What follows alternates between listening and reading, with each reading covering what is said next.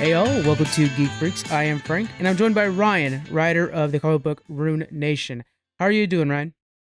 Awesome. Thanks for having me. Oh, of course, of course. Before we get too far, let can you give us a quick rundown of what Ruination is all about?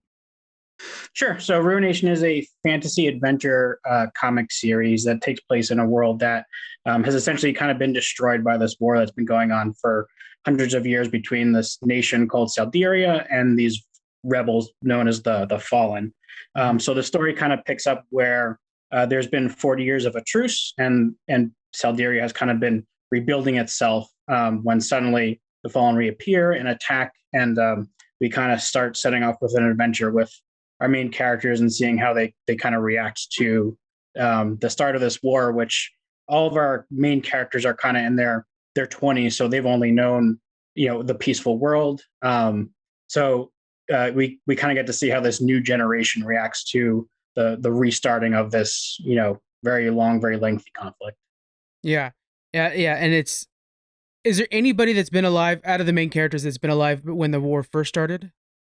There's definitely a few. So, for instance, our primary antagonist, Silas, is just about that age where Yeah, he's seen kind of the tail end of the war. But for the most part, what's kind of interesting about this world is, the conflict went on for so long that the lifespan of people was getting shorter and shorter and shorter. oh So wow. people generally were dying much faster than they could kind of record history. So we actually don't know at the beginning of the story why the war started, where kind of Yeah. what, like, a lot of knowledge has kind of been lost to time. Hmm. So you'll see in a few places where you may see kind of references to what old life might have been like, but Yeah. you might see technology that people don't understand anymore. People may not know the actual history. So a lot of it you kind of have to question if you're getting the right information from certain Yeah. people. Is this really what happened 100 years ago? Because for the most part, people just don't know. Yeah, there's a lot of that like untrustworthy narrator kind of thing going on. A lot of mystery. And I have a question for you. There's something I spot on one of the panels. I was like, that doesn't seem right. So we'll talk about it once we get there. But let's first talk about you a bit, Ryan. Um, have you worked on comic books before this one? Yeah. So my first kind of book that I worked on was kind of right before the pandemic. Actually, came out right at the start of the pandemic. So I was talked into not jumping into doing a continuing series, which is what the smart thing to do. Um, but instead of doing a short and releasing it, I did a collection of 6 shorts and released it myself, Hmm. which is probably a little bit too much for a first time. But so it was called Curiosities from Another World. It was Hmm. self-published. You can get physical copies through the Kickstarters or on Indie Planet. But so that's a collection of 6 stories that all take place in a single city. It is a fantasy sci-fi kind of themed stories, and they're all kind of like little vignettes that give you a little bit of a kind of a short lesson, also giving you a peek into that particular world. Yeah. So you are you actually your own publisher then? I mean, I'm essentially I call my publisher Curious Perspective Comics. I'm Yeah. essentially self-publishing under my own name. That's why I was surprised that you had done the Curiosity one too, because I was like, wait a minute, I know that's by the same team, you know. So I was like, okay, that's cool. That's cool that you're doing that on yourself. That's ambitious for your first comic book to come out with the six-parter like that, and it looks great too. I was looking at the artwork on that one; looks really cool. Yeah, Yeah, it was good because it kind of forced me to learn how to do everything pretty quickly. Like, I was kind of managing 6 different art teams for the most part, wow. which, again, I don't recommend anyone do that. It was a lot, and kind of, but it kind of put my feet to the fire, and I got used to the process pretty quickly. And um, yeah, I mean, it was really fun to do, and ended up being, I loved it so much that I ended up jumping into Ruination after that. Yeah. Uh, what from that first project have you taken forward? It sounds like project management was one of them, but is there any other like lessons you've learned along the way? I mean, it helped. The benefit to working with so many different artists was that I kind of got a wide band of, like, kind of seeing how different artists work and Hmm. figuring out kind of what works best and what doesn't. You know, a lot of people ask, how should I approach my artist? And I always tell people that's not the right way to ask the question. The question, you should go to the artist and say, how do you want to work with me? Okay. Because some artists do like you to kind of micromanage them. Some like you to put timelines on them and some don't. Some like you to have a super detailed script where like every panel is a single page with all kinds of descriptions. And some just want you to have 2 bits of dialogue and guy A does this to guy B, Yeah. and you got to find the happy medium that works for your art team. And that was a good lesson that kind of came from that project. That is excellent advice right there. That I don't think anybody would, initially come up with. Like, oh, let me ask them. That's really helpful, and it's just really good teamwork in general, letting everybody do Yeah. their jobs. That's pretty cool. What other comic books, other than your own, has inspired your work? Have you pulling from like Stan Lee or something big like that, Jack Kirby? I mean, I grew up as a Marvel guy, Hmm. and I kind of, I was heavy X-Men, Spider-Man reader when I was younger, and then Yeah. I kind of left comics for quite a while, and then came back to it, probably like 5 years ago.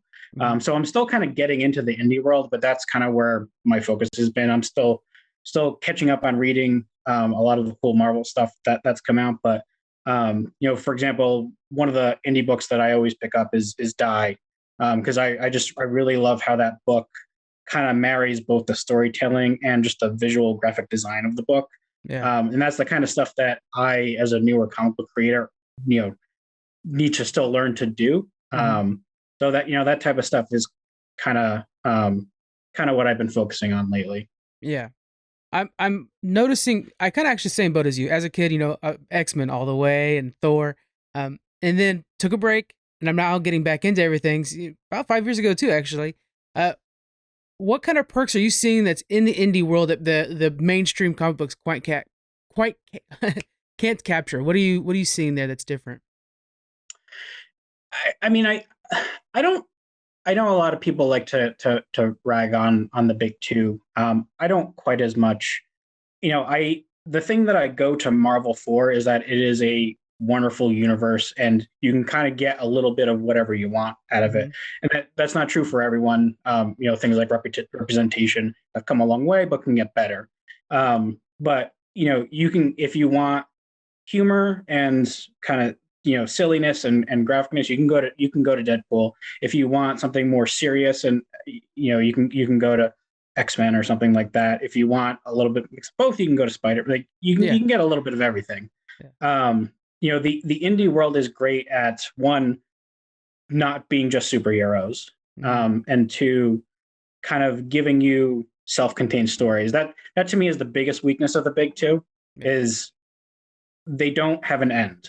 Hmm. And I get why, it makes sense from a business perspective, but I love stories where you can tell there's a planned end from the beginning. Right. And that's very much something that I approach Ruination with, is I know what the ending is. I know exactly when I want to get there. Yeah. I call it a continuing series, but everything has a plan. And the constant, we're going to reboot, we're going to kind of review certain things. And that gets old sometimes. And Yeah. I'd rather, if a character dies, just let him die. Yeah. You know? Yeah. Yeah, and, that is also a really great way to bring in new readers too. With indie comics, is like, look, I promise you're not going to have to figure out what happens with Spider-Man 1048. Just get in on this one here and check out the 6 episodes issues, and you're good to go. And it's really fun that way. That's probably my biggest criticism of the comic industry, is Hmm. it is so hard to get started, Yeah. and it's so hard to figure out where to go. Even like, I started with trades when I came back, and I was Yeah. reading an X-Men trade, and then I realized, wait, this trade contains issues 1, 3, 4, 5 of X-Men. What happened to 2? And it's because that was technically part of a side story, not part of that Right. arc. And I was like, well, I want to read 2. So where do I go to read 2? I don't, like, might have to wait another year for that to randomly pop up in it. Like, it Yeah. was just way too much effort um for my brain. And Yeah. I went back to collecting floppies, and I I'm okay with it, but it's just way too hard and way too complicated for people, I think. Yeah. Yeah. Trades are a good option though, but like, I have a few comic book shops, and a lot of them don't even carry trades anymore. Like it's an investment on their end. So, but Yeah. anyways, indie comics are definitely a great way to go. Um, are there any other comic book creators? I know we talked about die and stuff like that, but is there any other comic book creators you see as your goal?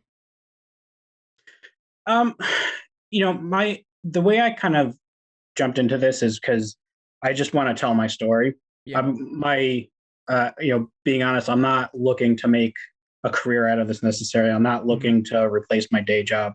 I just want to tell my story, and there are certainly people out there that I see that are doing cool things. I wouldn't say I'm necessarily striving to be anyone else because um, I think I've got some cool things to say. I want to share some of those things. I mean, kind of the reason why this started was I had just had my daughter, and I had been a writer for many years when I was younger, and then kind of same thing, gave it up, and um, realized that some things happen, and I was like, there is a chance that I could not be around when she's a teenager, and there are just some things I want to make sure I'm able to say to her. I want to make sure that she's able to know me in some way, and I've said from the beginning, I want my kids to know narrative. I want them to get exposed to want her to be exposed to that as well. So I said, the perfect way for me to kind of leave something behind in case I'm not around is get back into writing and have something Yeah. for her to read, which to me is great because even if I am around, she may not be listening to me when I talk. Yeah. So having a cool comic book for her to occasionally look at, might be a good way for her to pick up some lessons from old dad. Yeah. It's like a translator between adult and teens. Right, Comic books. exactly. That's really cool. Okay, so what got you started on this idea? You wanted to tell a story. What sparked that story in you? I mean, Ruination was a story that I've kind of always been working on. It was just one of those ideas that I just slowly refining and refining, even when I wasn't planning to do anything with it. Um, and the intent behind it has always kind of morphed a little bit to kind of match like what was important to me at that point in my life. And there were just so many things kind of going on in the world. A part of what Ruination is about is kind of touching on, how does this generation fit into this larger world? They've Mhm. kind of inherited what is, largely a piece of crap. The world has been destroyed. Yeah. So kind of they're there at the inception of this, what is could be another war. So what do they do about it? Do they just sit back and let the adults handle it? Well, the adults didn't handle it before. Why do we believe that they'll handle it now? Yeah. Do they kind of work within the system and try to fix it that way? Well, maybe that works, maybe it doesn't. Do they just try to blow up the system and start uh, you know, these are all topics that kind of our generation is kind of struggling with these days. Mhm. So to me, it felt like a good time to kind of tell this story and kind of work out some of that thinking myself as to, how do I fit within this larger world that is, Yeah. constantly kind of blowing itself up, it feels like. And what's nice is you have enough diverse characters to where all the different sides of probably your own thought process are expressed. You do have that, like, let's blow the system up, and like, hey, we have to toe the line. You have all those within these characters, which is nice. Exactly. Yeah. All right, let's go and start talking about Ruination and that team in particular. We have a lot of great characters here, and I want to shout out on the beginning of like issue 2 and 3, and probably all of them. You have a breakdown of every character and what's currently going on with them. Also, something that would probably be very good for the mainstream guys like Marvel and DC could Yeah. really use this tool. But let's go ahead and talk about our characters here. Let's talk about Silas, the big bad, first of all. What's his? Okay, so I know his parents were killed by Saldira. Is that how you say it? What was it again? Salderia. Salderia. There it is. Um, what else is driving him? I mean, we don't know exactly, we know the highlights of what happened that day. So for anyone who hasn't read it yet, when he was younger, Salderia, who we think during the story are kind of the good guys, actually went and slaughtered his village, and he ended up being the only one who survived. So he's had this grudge his entire life, and he's just wanted to destroy Salderia. He kind of recognizes that the Fallen, the group that he belongs to, has always been thought of as the bad guys, and he sees, well, look at all this crap that they're doing. They're slaughtering innocent people. Um, so it's always this constant, kind of tit for tat between these two groups, and he wants it to end ultimately, and he thinks the only way to end it is to eliminate Salderia, or at least the Saldarian leadership that seemed to constantly bring back this war every time the Fallen try to, appear. So even the bad guy is wanting the war to end. That shows you the Yeah, situation we're in. which I mean, to me is always the mark of a decent villain is they have a good intention. What makes them a villain is usually how they're going about it. Yeah, that's the perception. What I really am enjoying is, these characters, nobody's perfect. And two of our characters are actually with Silas when everything kicked off. So we have Keela, who is, I mean, let's be honest, a badass, right? She's really, really cool. And has the ability to, so far as we know, teleport, and then eventually it looks like she's got some sort of thought reading. Uh, what's the cap on her? What can she do? So the thought reading is actually just her screwing around. Oh, okay, She I can't fell read. for it then. I wasn't sure. No, it's supposed to be a little bit vague, but Yeah. it's kind of a recurring joke. Okay.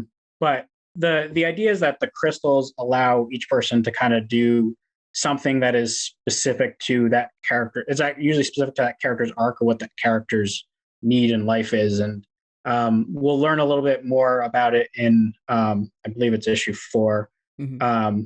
where she'll touch on. I might have pushed it to, um, but her what drives her is her need to kind of build a life for herself again, and Right. um, uh, we'll get to this at some point. But she was actually raised a Saldarian, and you Okay. can kind of tell subtly by the insignia that she has on her hands. Mm-hmm. If you notice, all the Saldarians have the red diamond insignia, or the Yes. soldiers do. All the Fallen have the blue. She has kind of a cross version of it, and that has to go back to her kind of origin story, which we'll talk about at some point. But um, she is a Fallen for a reason, and it's not. It wasn't totally her doing, but she has always believed in peace, and she believes that the Fallen are peaceful people, and um, what she kind of reveals is that the Fallen are not all one people. They're not all necessarily rallied behind Silas. The Fallen are kind of just a bunch of tribes that Yeah. kind of get lumped together. If you're not Saldarian, you're a Fallen. And some of them have kind of rallied behind Silas and say, "Yeah, screw the Saldarians," but not all of them do. And Kayla is probably the most prominent one that is saying, "This isn't right what you're doing." And Nairi is kind of the second one, Yeah. who really does not like what Silas is doing, but for one reason or another is kind of forced into going along with him for a while. And she has like druid abilities and controls a really cool pet called Apollo. I love the name. Um, yeah, and you could tell that she feels like almost like right hand man for a long time. There is she pretty high up in the ranks? Yeah, so she because like you said, she's a druid, so she's the only kind of natural magic user that we've seen so far. Oh, that's So cool. she doesn't necessarily need a crystal to do what she does. She can enhance her abilities with the crystal, but Mm-hmm. um, so Silas kind of keeps her around, and what we find out in issue 3 is that he's kind of coercing her to do his bidding. So she does, we see in the opening scenes is that she kind of immediately says, "All right, this is enough," and helps Dante's sister Ellen kind of Mm-hmm. escape that initial attack. Um, so she is also definitely not on board, and we'll kind of see the background as to why she's been going along and helping Silas. Speaking of these crystals, they're definitely a pivotal thing. And matter of fact, what launches the first story, right? The opening of the comic book. Um, are we gonna get an explainer pretty soon on where these crystals are from, or is it just been that's naturally part of this fantasy world? We touch on it in issue 4 is actually where we get a lot more background on both the crystals and just kind of what's been going on. Um, it's interesting to see people's reaction to how we kind of slow rolled the lore a little bit in this story. I've always been very much a fan of stories that kind of leave you a little bit wondering what's going on, and then just Yeah. kind of give you drips and pieces as opposed to just dropping exposition on you right at the Yeah. beginning. Oh yeah. And some people like it, some people don't. But I kind of wanted you to get in love with the characters a little bit and seeing them interact, and then we can start to kind of unwind, the peel back the onion that is the lore of this world. So you get a good chunk of it in issue 4, and we'll keep kind of spreading it out going forward. Even yeah, it works well because even if you think of like how I was like, I think she has mind reading. Even that we won't know until as the story goes on. We're like, oh, okay, no, she's messing with us too. Like Yeah. everybody's getting messed with in this by her point of view, which is pretty cool. Um, yeah, so the crystals are obviously very important. And Ellen has one of the other ones. She's ran off now. I almost thought Ellen. I don't want to. I think there's a lot more to her. I think she's going to be really pivotal to this. Um, is she going to gain more abilities? Do we know anything? I don't want to spoil anything though. Don't have to spoil it.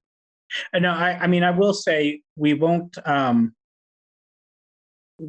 see her story completely play out Okay. for a bit.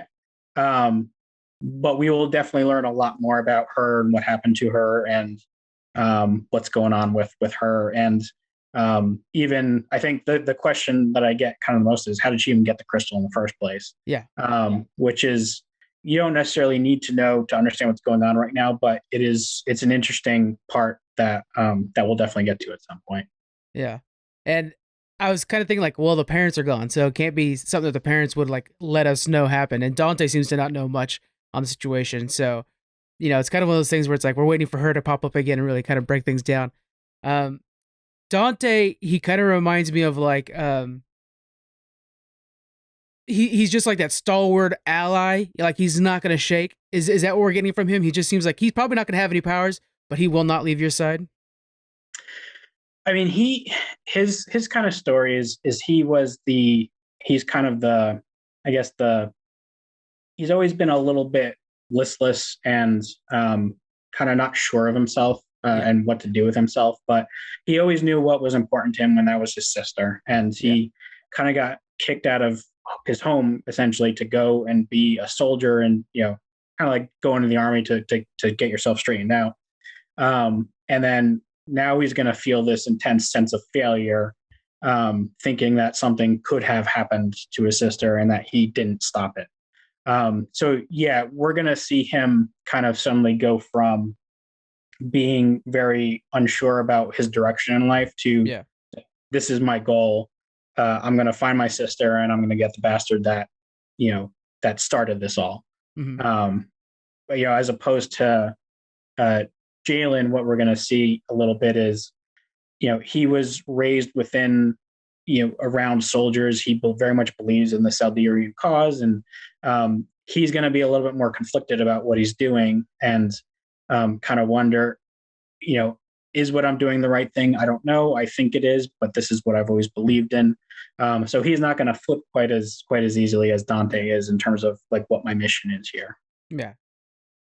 Those two working off of each other, I think we're gonna have a lot of fun with that. It's gonna be cool to see those two, just different personalities and like almost like crossing each other in this conflict. And, two ships in the wind, and so it'll be interesting to see how that works. And then of course we also have Jalen's watching over Rachel and Peter, two kids that were off to an academy. It right off Rachel, she's a little badass too. She's got those rocks. Watch out, folks. But yeah, anything coming out of these kids that we should keep an eye out? Yeah, I mean, it probably shouldn't surprise you, me having a daughter right before I Right. wrote this, that Rachel is going to be a character that is very important to me. And, a little behind the scenes, I've always really liked characters when you start like a story or a TV series, and you have a character who's kind of a B or a C character and not important, and ends up being super interesting later on. Yeah. I love those types of characters, and I think you'll see a little bit of that with them. Okay. So I want to make sure to convey to everybody listening and watching. Yeah, this cast is what it's all about. The story is happening around them. It's all about putting them into an environment and seeing how the cast works together. And like you were saying before, how what should we do? Should we blow up the system? Should we work with it and anything like that? And you can see how each one of these personalities would fit quite well in this alignment chart that you're creating here. And watching them evolve and change is going to be interesting over this run. How many issues are you planning out for this? Um, I'm not saying quite yet because I don't want Okay. to. It's not 100 issues, but there will be more than one arc. So I've divided them into 6 issue arcs. So there'll probably be a few of them where we'll by the time we get to the end of the story. Okay. Okay. Okay. So enough time Uh, to really see where these characters go and get a feel for them all and stuff like that. That's cool. yeah. Okay. And then let's go ahead and move into the art style and stuff like that. How much input did you have on the art? Because you were saying like you could either micromanage or let them go free, basically. What level were you on the artwork on this? I mean, I try very hard to be as collaborative as possible, and I like to give the team. I mean, I'm not an artist. I know if I like something or if I don't, but I Yeah. don't. I'm not, in terms of the technical knowledge behind composition and things like that. That's not my specialty. I'm here to tell the story. I want to let the artists have their input into that. So, I try to let my scripts be as light as possible and Mm-hmm. just give the information that's needed. And then let Julia, the line artist, and Katie, the colorist, kind of go from there. We do have group chats where we sit there and we bounce things off of each other, and at the very least, before we start an issue, we'll look at, all right, well, what's new? What do we have? What might be challenging here? So, for instance, in issue 3, where we start seeing the world, we call it glitching, and Yeah. what you think is there is not really there, and trying to figure out how to do that effect and how to make it look interesting. We spent a lot of time on and trying to. It's not. You have to. A lot of people will just do this as an assembly line and just throw things over the wall to each other. But if the line artist isn't aligned with how the colorist thinks that we're going to achieve those effects, it's not going to work. Right. So we try very hard to be as collaborative as possible, and just kind of stick to like what's our goal and how do we get there. Yeah, that particular effect too. You could tell it's so important that they nail that because you could really pitch it off as like it's an illusion or are we in the Matrix? That effect is very important on how they did it, and they kind of have a little bit of a combination of both, to be honest with you. But yeah, you could tell that would take a lot of collaboration to nail that down. Yeah, and that was exactly what we were going for. We didn't want it to look necessarily like it was the Matrix, because that we are fantasy, we're not sci-fi Right, right. here at the moment, at least at the moment. So I don't want people to immediately go to, well, is this all fake? And then you're not really interested in that. Um, but not necessarily be like, oh, is this a hologram or anything like that. You wanted to get the feeling like, oh, reality is actively changing around them, and Yeah. just kind of almost like your brain is interpreting one thing at a moment and then another thing in the next, and that's kind of what we were going for, and I think it looks really nice. It looks, yeah, it looks super cool. And then even just that world alone, because we spent an issue in the cave, and then the first part of issue 3 in this cave, which you can tell that's another thing I want to know. There's a civilization that lived down there. You want to explore what was going on with the civilization. I saw a lounge chair that's driving me crazy. There was like a lounge chair. I'm like, that thing looks pretty modern. So now I'm wondering, okay, what's going on with that? Mysteries upon mysteries. um, but the design that these guys did, especially like when you see that big crystalline castle in the snowy world, that had to take a lot of effort. That was something else. That's got to be a lot of teamwork on that one. Oh yeah, absolutely. And I got to give a shout out to Katie on a lot of this stuff. Going back to the first the cave world, a lot of the flora that you see, Mm-hmm. none of that has lines in it. That is all 100% colorist embellishments. Katie does a wonderful job with that type of stuff. Even just the borders of the page always have something in them, Yeah. something going on to kind of like thematically bring you into the page. Mm-hmm. She does just an amazing job with that, and Julia is just really good at fantasy worlds, and doing them in a. She has this semi-realistic style that I love, because the character is always consistent. You can tell what emotion they're expressing, and that, which is surprisingly hard to get to. Yeah. But you get enough of the fantasy, especially in a shot like that where you're supposed to accept, okay, there is a giant ice and or crystal, Yeah, ice. structure Anything there. but ice. Yeah. Um, so getting that, and Julia actually went for some interesting techniques around the trees, because we spent a surprising amount of time talking about the trees and how they were going to change, because when you're initially looking at them, they are just regular trees with a lot of snow on them. As you get closer to that palace, they're actually made of ice later on, Oh, and wow. there's like a transition period that we had to go through to get that look, because the world changes a little bit the closer you get to the palace. And Julia just did an amazing job kind of getting that in there and setting Katie up so that she could get those cool ice looking effects, Yeah. which is, again, surprisingly hard to do in a way that's not boring, because you're just painting everything white. So that was a little bit of a learning curve for me too, just remembering like, oh, if you just going to a snow world is not necessarily interesting to do in comics if it's really just snow everywhere. Yeah. You got to figure out some other things to put in there. Ice Castle makes so much more sense than I was thinking. Because the whole time I'm like, okay, where are we going to figure out where these gems and crystals are coming from? So I thought, oh, this castle, it has them all somehow. Like, I right away tied those two together.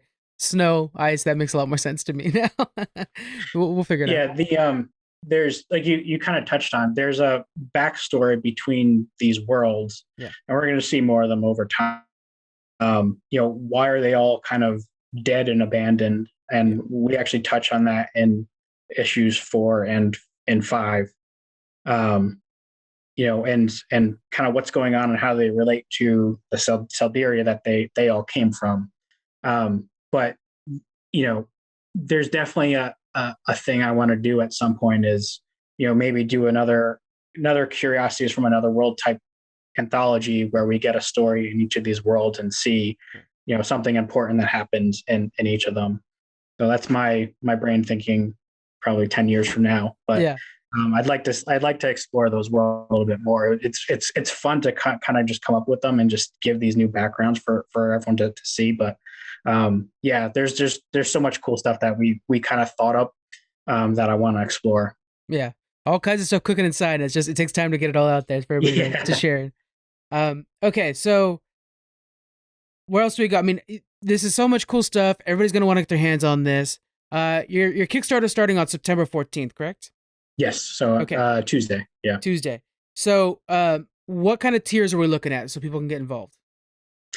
So we've got essentially 4 tiers if you're a new backer and 4 tiers if you're a returning backer. And we try to just make them simple. If you're a digital person, there's one for you. If you just want the books, you want the basic books, there's one for you. If you want to get into picking your own variant covers, there's a tier for you there. And then if you just want everything, there's a tier for you. So we've got, in addition to, we actually posted this really amazing variant cover that I'm just so in love with, by a Percat. So if anyone hasn't seen that, please go look at it. It's just an amazing cover with Kayla and Nairi on it. But if you're into variant covers, we've got some cool other stuff like pins and stickers that we started doing with our last Kickstarter that we're going to do again this time. Even I've got some temporary tattoos sitting in front of me with Kayla's insignia as a stretch goal.